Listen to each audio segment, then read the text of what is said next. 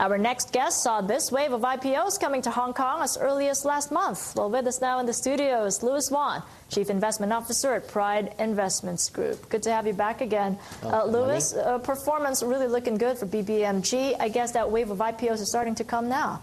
Yes, we expecting the Hong Kong IPO market will continue to be hot in the coming few months, given there's excessive liquidity in the market, and the market confidence on the global recovery, I guess, have been much more when compared with a few months before. So the market is basically very hot, and then the IPO market we're expecting to be hot as well. So where is the money flow really coming from? Is it from the overseas investors or from investors from mainland China coming out and investing here in Hong Kong? From our information, of course, the money will come from both the overseas and the mainland China. But from our recent understanding, our recent visit to China, we understanding that a lot of Chinese money keep going into Hong Kong because Hong Kong is value. It is much cheaper when compared with the overseas, when compared with the Asia market. So it pushing a lot of value investors pushing the money going into Hong Kong, and then we also see that there are a lot of money actually has invested in IPO stocks. But it's not to say that it's going to get the momentum that it got in the past year. It's going to be a difficult climb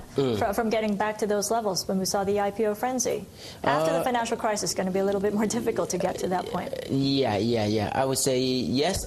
Previously, because when there are some big IPOs and IPO is doing good, normally the market will have a deep correction after that.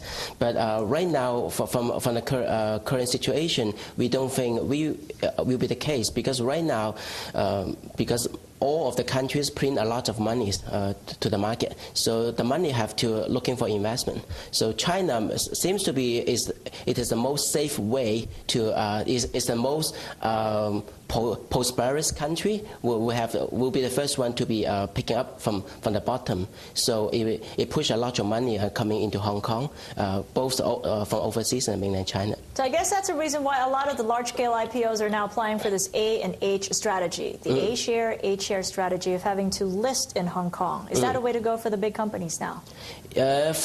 For the H-share market, we are thinking that there are a lot of H-share companies only listed in the Hong Kong market. They highly likely will be a lot of that kind of company will be going into China. The Shanghai Stock Exchange. The Shanghai Stock Exchange. When we are talking about the big IPOs, I would guess normally it would be previously the H-share company, because last year, I guess 2 years ago, it is similar the case, because the biggest IPO is PetroChina and Shenhua Coal.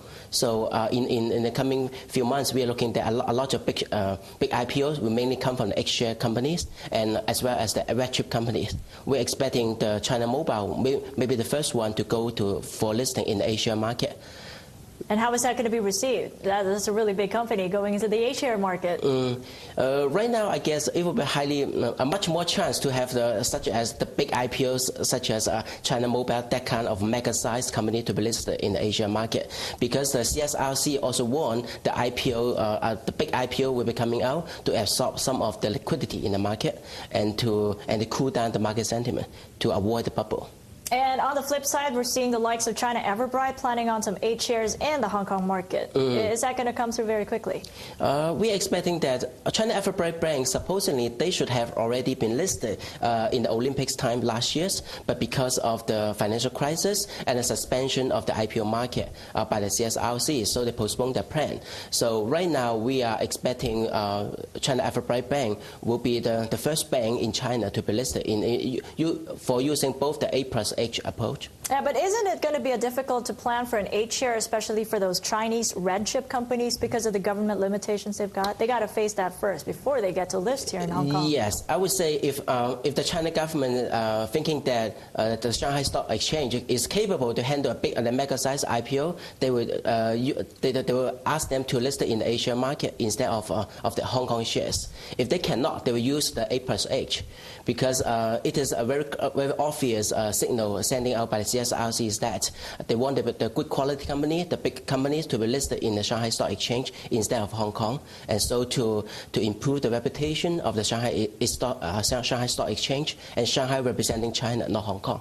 But is that going to mop up the liquidity? I mean, all these IPO listings is meant also to mop up the excess liquidity out there in order to solve the problem of the market's probably falling. I mean, that is one of the risks, isn't it? Yes, because the China, you're right. So if that kind of mega-sized IPO would also have adversely affecting the market, they will stop it or to reduce the size or to use the A+H. And then the Hong Kong, using the Hong Kong market for the state-owned enterprises for IPO, we are expecting that they will be less likely in the coming few years when the Asian market is good.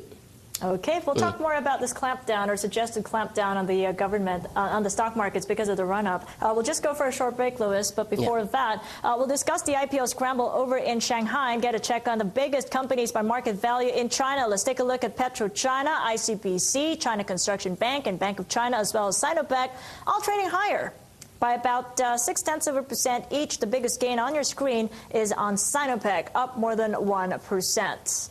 Well, IPOs aren't the only way to make money in China. You talked to Warren Buffett. He made $1 billion in paper from an investment he made in Chinese car maker BYD less than a year ago. Berkshire Hathaway agreed to buy $233 million in BYD shares in September. And based on yesterday's closing price, his stake now has a market value of $1.21 billion.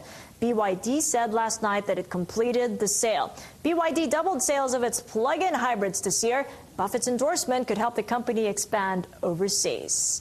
We're off for a short break. More with Louis Wan on the China IPO charge next. Staying on the China talk, let's pick up our discussion on Hong Kong and China IPOs with Louis Wan, the Chief Investment Officer at Pride Investments Group. You know, Louis, mainland stocks were doing pretty well this week until that news came that the government was going to clamp down on the inflows in the Chinese markets. Is this all plain talk, or is there some truth to it?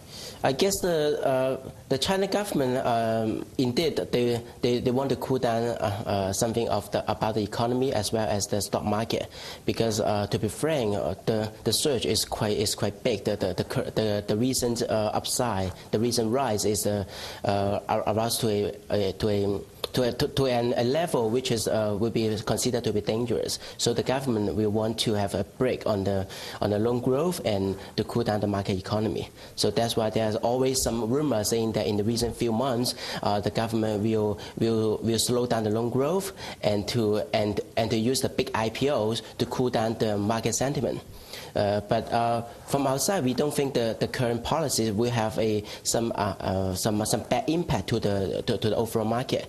When we're talking about, we are not surprised to seeing that there will be a 10% market correction, but we don't think it will be a start of the bear market, because the government itself want to control the market in a safe way.